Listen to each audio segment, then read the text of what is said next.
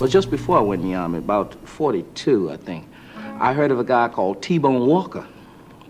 And that was the first electric guitar I ever heard. And I heard the sound like this.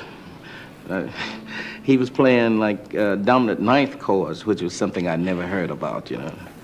And it would go like this.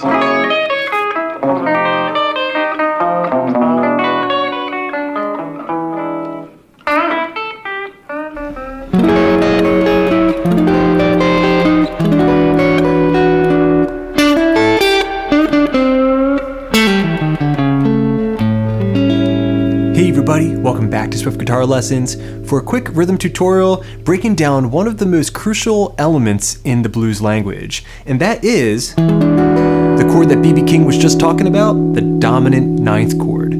So let's take a close look at the fretboard. I'm going to break this down and also give you a couple of variations. So here we have E dominant 9, or just E9. I'm fretting the 7th fret of the A string, the 6th fret of the D, and then with my ring finger, I'm going to bar across the 7th fret of the G, B, and high E strings. Alright, that right there is a chord that you can use to play your 1-4-5 progression, that blues chord progression, in every single key. Just move it fret to fret.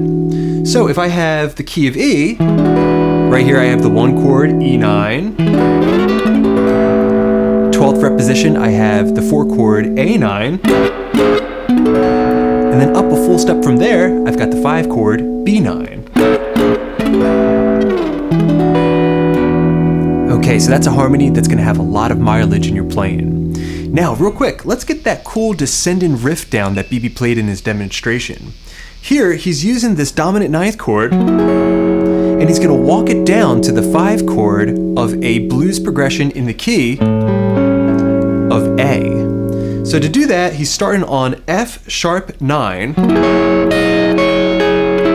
going to play that little lick, strumming down through the chord. Alright, here I am on the 9th fret position with my middle finger, reaching my pinky up a full step, then cross picking, alright, on the E, B, and G strings.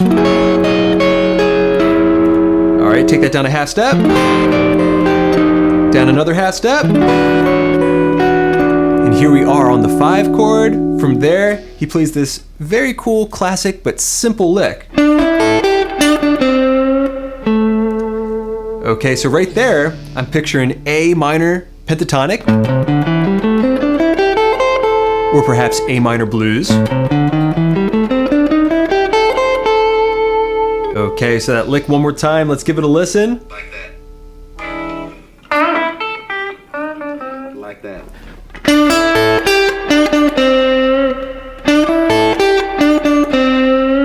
Okay, so that begins grabbing the 7th fret of the G string, bending it up, then 5-5, before going to the 8th fret of the B string. That's a really classic way of jumping into a blues lick, as I mentioned in my previous lesson. Alright, then we're going to play.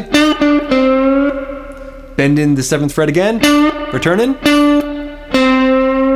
And then that slight bend on the G string 5th fret. Alright, and that's going to sound good because you're bending a minor third up to a major third, the note that's inside the A7 chord.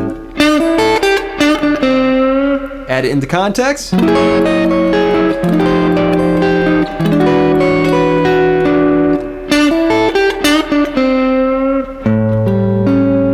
Alright, and then from there, you're ready to start your blues tune in the key of A. Now, one last stop for today's lesson. I want to give you a couple of variations to this dominant 9 chord. One variation that you're sure to hear is the E7 sharp 9, which many people call the Hendrix version of this chord. So here, you're just taking the note that we have on the B string and sharpening it up 1/2 step, which is a sharp 9, but it's also a minor third, depending upon how you look at it. Okay, and this is an interesting chord because it's going to contain both major and minor thirds. Alright, that is an extremely dissonant chord, one that's full of tension and jives you back to the 1 chord.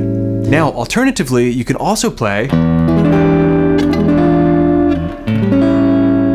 the flat 9 version of this chord, E7, flat 9. Okay, so here I'm holding down 7, 6, 7, 6. All right, so let's see if we can wire that into what BB played.